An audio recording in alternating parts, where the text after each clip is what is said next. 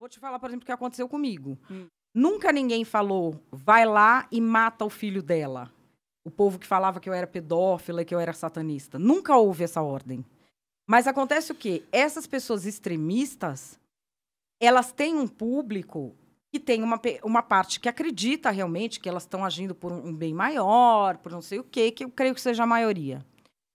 Mas elas têm uma pequena porção que são de pessoas, essas pessoas altamente perversas e que vão adotar qualquer discurso para fazer o que elas querem, que é cometer alguma perversidade. Mas aí tem um problema, porque nessa lógica, eu falar que, por exemplo, eu acho que o STF está tomando muitas decisões erradas. É legítimo de se falar. Mas, ao mesmo tempo, se eu tiver uma base de radicais, isso pode levar a um dos meus radicais... Não, diferente de falar, tem que ir lá pegar a filha dele e estuprar, que foi o que foi dito. E falou que tem que pegar... O Daniel Silveira falou isso? Cara, o Daniel Silveira... Eu fiz um vídeo... É que eu procurei o que ele falou, não vi nada disso. Ah, pode procurar. Procura aí, Coca.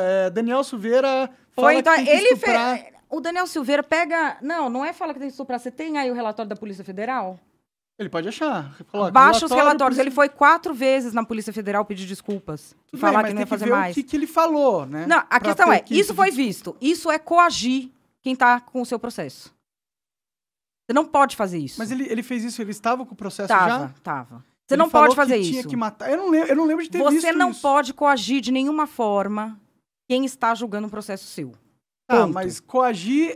Pô, você fala, o STF, o cara tá sendo investigado. Ele falou assim, o STF abriu esse inquérito de forma ilegal. Ele tá coagindo se ele falar isso? Quando ele se refere especificamente ao ministro e põe apelido e manda ir na casa dele, manda não sei o que, ele está. Coagindo? Isso é coagir legalmente. Você não pode fazer isso contra quem está com processo contra você. Você não pode falar que o processo é injusto? Você pode falar o processo é injusto, mas não vai na casa do juiz fulano, fala com a mulher dele para ver o que ela acha. Vai lá e dá um tapa naquela safada da mulher dele. Você não pode. Mas ele fez isso? Fez! Ele deu um tapa, Ele foi 4 vezes na... Gente, vocês não acompanham o processo? Esse processo tem 15 mil páginas. Então, por isso que eu não acompanho. Então não tem como opinar.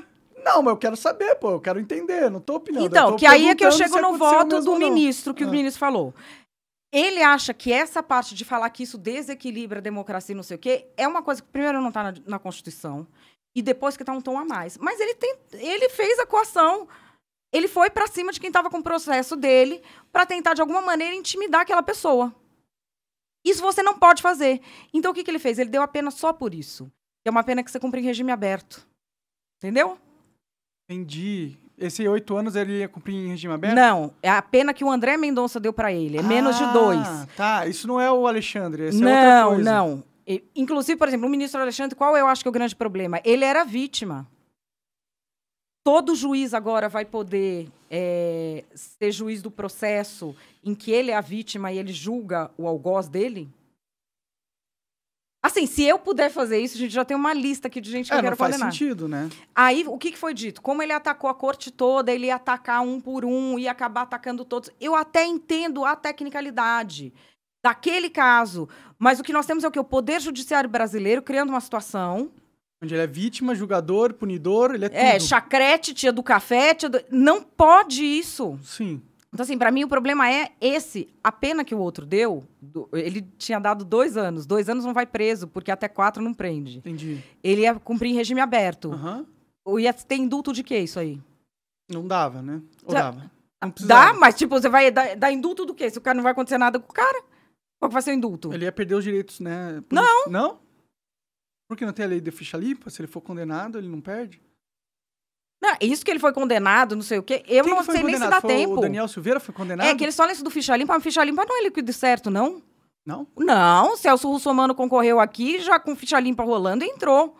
Não é assim o ficha limpa. Entendi. Porque o ficha limpa, ele foi feito...